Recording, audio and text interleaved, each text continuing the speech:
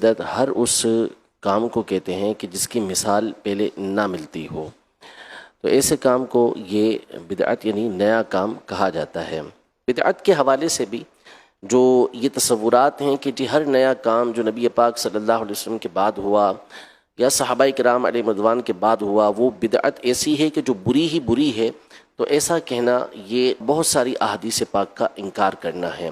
نبی پاک صلی اللہ تعالیٰ علیہ وآلہ وسلم نے یہ ارشاد فرمایا کہ من احدث فی امرنا ھذا لیس منہ فہو رد، جس نے ہمارے اس دین کے اندر کوئی ایسا کام ایجاد کیا کہ جو اس دین سے نہیں ہے، لیس منہ، اس میں سے نہیں ہے، تو وہ مردود ہے۔ اس کا مطلب ہے، یہ علماء فرماتے ہیں کہ نبی پاک صلی اللہ علیہ وسلم کا ایک ایک کلمہ یہ اہمیت کا حامل ہوتا ہے۔ تو فرمایا کہ جس کی اصل اس دین کے اندر نہیں ہے، ایسا نیا کام ایجاد کیا تو وہ مردود ہے۔ لیکن اگر وہ اسی دین سے تعلق رکھنے والا معاملہ ہے، نیا کام اگرچہ ہے لیکن دین سے تعلق رکھتا ہے، تو وہ مردود نہیں ہے، وہ مقبول ہی ہے۔ اب اگر ہم صحابہ کرام علیہم رضوان کو دیکھیں تو نبی پاک صلی اللہ علیہ وسلم کے زمانے اقدس سے ہی یہ سلسلہ چلتا ہوا آ رہا ہے کہ صحابہ کرام علیہم رضوان اپنے طور پر بہت ساری عبادت کیا کرتے تھے، نبی پاک صلی اللہ علیہ وسلم کے علم میں وہ نہیں لاتے تھے، پھر بعد میں علم میں آتی تھی، نبی پاک صلی اللہ علیہ وسلم اس کو برقرار رکھا کرتے تھے۔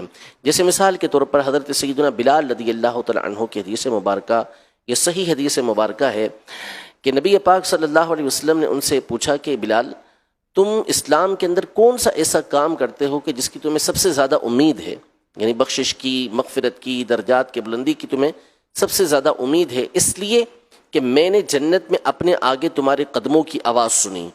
تو انہوں نے عرض کیا رسول اللہ، اور تو کچھ نہیں ہے، البتہ اتنا ہے کہ جب بھی میں وضو کرتا ہوں تو جو اللہ مجھے توفیق دیتا ہے اتنی میں نماز ادا کر لیتا ہوں۔ نبی پاک صلی اللہ علیہ وسلم نے فرمایا کہ یہی بات ہے، یعنی وہ نبی پاک صلی اللہ علیہ وسلم کے علم میں لائے بغیر یہ کام کر رہے تھے، اور نبی پاک صلی اللہ علیہ وسلم کو جب معلوم ہوا تو انہوں نے اس کو برقرار رکھا۔ سیدنا ابو بکر صدیق رضی اللہ تعالی عنہ کے دور کے اندر ایک جنگ میں بہت سارے حافظ صحابہ کرام علیہم رضوان یہ شہید ہوئے۔ حضرت عمر رضی اللہ تعالی عنہ سیدنا ابو بکر صدیق رضی اللہ تعالی عنہ کی بارگاہ میں حاضر ہوئے، عرض کی کہ حافظ شہید ہو رہے ہیں اور قرآن ایک جگہ جمع نہیں ہے، اگر قرآن کو ایک جگہ جمع کر لیا جائے، یہ صحیح بخاری شریف کی حدیث مبارکہ ہے، ایک جگہ جمع کر لیا جائے، تو سیدنا ابو بکر صدیق رضی اللہ تعالی عنہ نے کہا کہ یہ ایک ایسا کام ہے کہ جو نبی پاک صلی اللہ تعالی علیہ وسلم نے نہیں کیا، تو میں یہ کام کیسے کروں؟ تو سیدنا عمر رضی اللہ تعالی عنہ کے الفاظ یہ تھے کہ واللہ ھذا خیر، یعنی اگرچہ کہ یہ کام نبی پاک صلی اللہ علیہ وسلم نے نہیں کیا لیکن یہ کام بہتر ہے، اچھا ہے، خیر ہے۔ دونوں کی گفتگو ہوتی رہی، یہاں تک کہ صدیق اکبر رضی اللہ تعالیٰ عنہ اس بات کے قائل ہو گئے کہ حضرت عمر رضی اللہ تعالیٰ عنہ درست کہہ رہے ہیں۔ پھر انہوں نے زید بن ثابت رضی اللہ تعالیٰ عنہ کو بلایا اور ان کو کہا کہ آپ قرآن کو ایک جگہ پر جمع کریں۔ سیدنا زید بن ثابت رضی اللہ تعالیٰ عنہ کے الفاظ بھی یہ تھے کہ یہ کام تو رسول اللہ صلی اللہ علیہ وسلم نے کیا نہیں، تو یہ کام ہم کیسے کریں گے؟ دونوں حضرات یعنی حضرت ابو بکر صدیق رضی اللہ تعالیٰ عنہ، حضرت سیدنا عمر رضی اللہ تعالیٰ عنہ، ان دونوں کے الفاظ یہ تھے کہ اگرچہ یہ کام رسول پاک صلی اللہ علیہ وسلم نے نہیں کیا، واللہ ھذا خیر، لیکن اللہ کی قسم یہ کام بہت اچھا ہے۔ پھر سیدنا زید بن ثابت رضی اللہ تعالیٰ عنہ کی سرکردگی کے اندر ایک ٹیم تیار ہوئی جس نے قرآن پاک کو ایک جگہ پر جمع کیا، جس کی ایک تفصیل ہے۔ اب یہ دیکھیں کہ یہاں پر وہ کام جو نبی پاک صلی اللہ علیہ وسلم نے نہیں کیا، وہ صحابہ کرام علیہم رضوان میں سے ابو بکر صدیق رضی اللہ تعالیٰ عنہ اور عمر رضی اللہ تعالیٰ عنہ کر رہے ہیں۔ نبی پاک صلی اللہ علیہ وسلم کے زمانے میں جمعہ کی صرف ایک اذان ہوتی تھی، حضرت ابو بکر رضی اللہ تعالیٰ عنہ کے زمانے میں جمعہ کی ایک اذان ہوتی تھی، حضرت عثمان غنی رضی اللہ تعالیٰ عنہ کے دور خلافت کے اول حصے کے اندر جمعہ کی صرف ایک اذان ہوتی تھی۔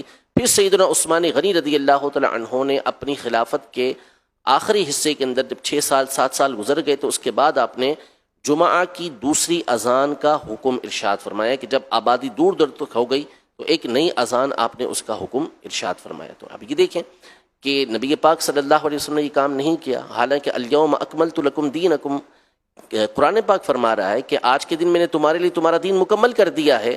حجۃ الوداع کے موقع پر مکمل ہو چکا تھا، لیکن اس کے باوجود یہ کام ایجاد ہو رہے ہیں۔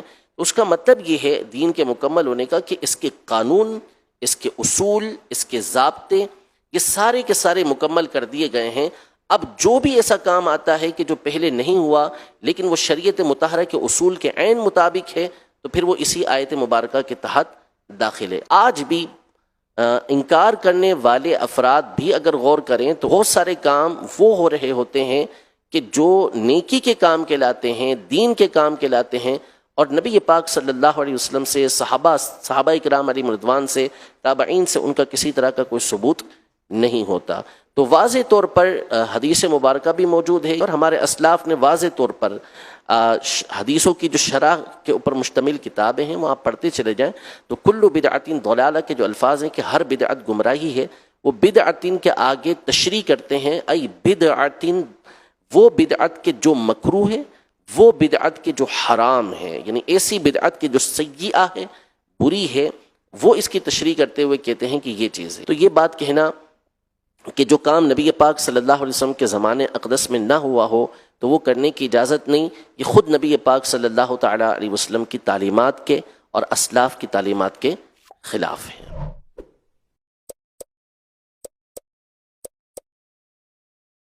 جو امت کے حق تھے حضور نے وہ ادا کیے، لیکن امت کے ذمے جو حقوق تھے پیغمبر کے لیے، آج امت نے سوچنا ہے کہ امت نے کیا وہ حقوق پورے کیے؟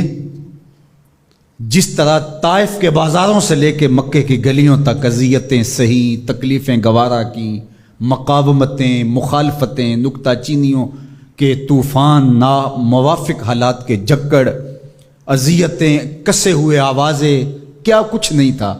ذرا پلٹ کے مکے کی تاریخ تو دیکھو، حضرت سمیہ کے بدن میں اترتا ہوا خنجر تو دیکھو، حضرت یاسر کو تڑپ کے جان دیتے ہوئے تو دیکھو، اور پھر دیکھو کہ میرے اور آپ کے آقا و مولا کس طرح سے عزم و ثبات کے ساتھ، کس طرح تندہی کے ساتھ، کس طرح اللہ کے پیغام کے ابلاغ کے لیے کوشاں رہے۔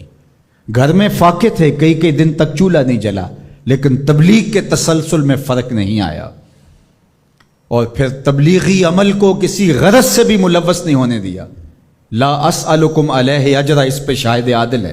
قیامت تک اپنی نسل کے لیے صدقہ بھی حرام کر دیا، زکوٰۃ بھی حرام کر دی کہ میری نسل بھی تم سے کچھ نہیں لے گی، میں محض اللہ کی رضا کے لیے تم تک پیغام حق کا ابلاغ کیا ہے۔ جو حق تھا حضور کے ذمے امت کا، اس کو ادا کیا۔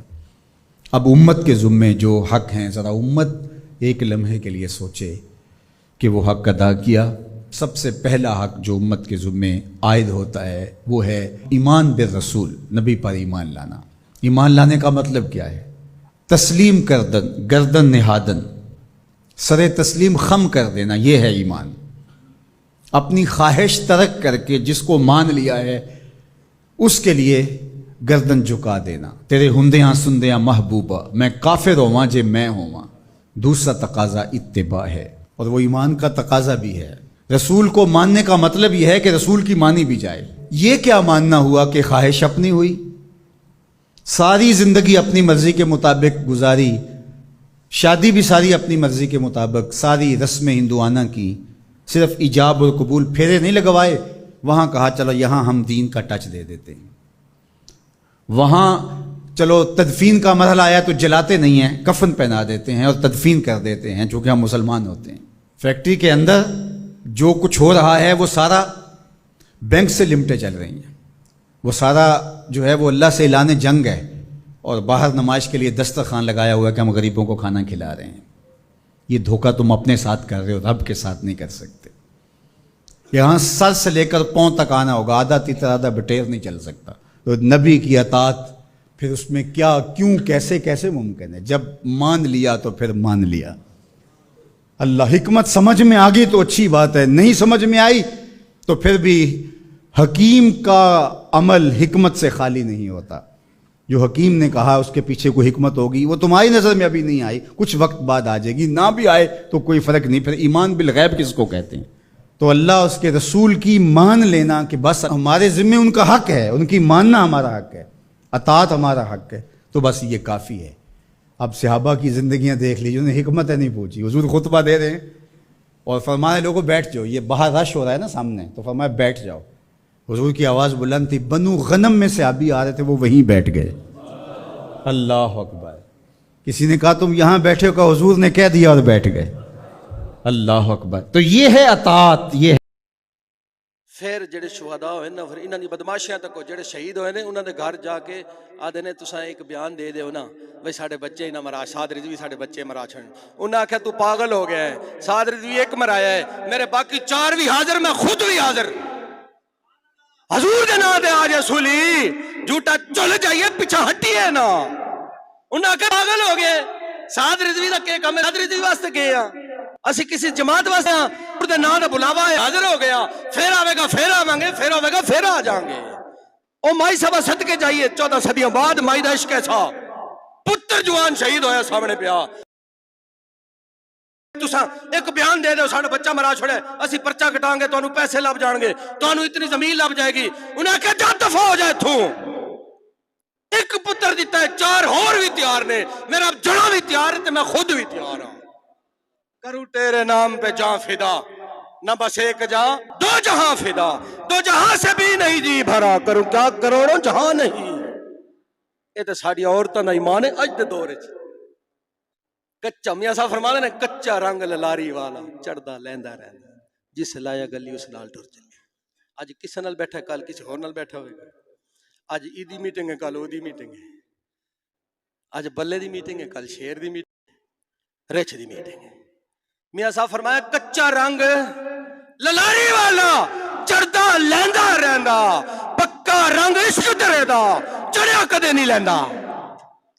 کہ حضرت انس رضی اللہ تعالیٰ عنہ کہتے ہیں کہ رسول پاک صلی اللہ علیہ وسلم نے ارشاد فرمایا کہ یدخل الجنت من امتی 70 الفا، کہ میری امت میں سے جنت میں بغیر حساب کے یعنی 70,000 لوگ داخل ہوں گے۔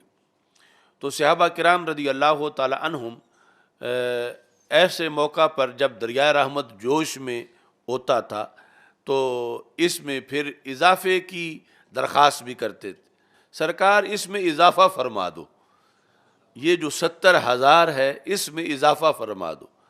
یعنی یہ صحابہ کا عقیدہ تھا کہ اضافہ سرکار کر سکتے ہیں یا اللہ سے کروا سکتے ہیں، زدنا اس میں ہمارے لیے اضافہ کر دو۔ تو ہمارے آقا صلی اللہ علیہ وسلم نے اسی وقت اضافے کی خبر بھی سنا دی، جب فرمایا کہ 70,000 جنت میں داخل ہوں گے، اس میں کہا لِكُلِّ رَجُلٍ 70 الفا، ان 70,000 میں سے ہر بندے کو پھر 70,000 کا کوٹا دے دیا جائے گا۔ لِكُلِّ رَجُلٍ 70 الفا، جب یہ ہمارے آقا صلی اللہ علیہ وسلم نے فرمایا قالوا زدنا یا رسول اللہ صلی اللہ علیہ وسلم، تو تیسری بار صحابہ نے پھر کہا یا رسول اللہ صلی اللہ علیہ وسلم اس میں بھی آپ اضافہ فرما دیں۔ تو پھر رسول پاک صلی اللہ علیہ وسلم ایک ریت کے ٹیلے پر تشریف فرما تھے، ہمارے آقا صلی اللہ علیہ وسلم نے پھر وہاں جو ریت کے ذرے تھے ان کی مٹھی بھری، لیکن ایک حدیث میں یہ ہے کہ آپ نے فرمایا صرف دکھانے کے لیے وہ مٹھی تھی، لیکن فرمایا کہ ثلاث حصیات من حصیات ربی، میرے رب کی شان کے لائق جو مٹھی ہے، تو اس اللہ کی 3 مٹھیاں اور اس میں جتنے آ جائیں گے ان کو بھی اللہ جنت عطا فرما دے گا۔ یہ متشابہات میں سے ہے، یعنی اللہ کی شان کے لائق۔ تو اس طرح یہ جو شفاعت عظمی ہے رسول پاک صلی اللہ علیہ وسلم کے لحاظ سے، ایک تو جمیع خلائق کے لیے، دوسرا جو 70,000 ہیں بغیر حساب کے ان کے لحاظ سے، اور تیسری جو بعض اہل نار ہیں دائمی طور پر جنہوں نے جہنم میں رہنا ہے، ان میں سے بعض کی تخفیف، یہ بھی وہ شفاعت ہے جو ہمارے آقا صلی اللہ علیہ وسلم کے ساتھ خاص ہے، اور کسی کو یہ حصہ نہیں ملا۔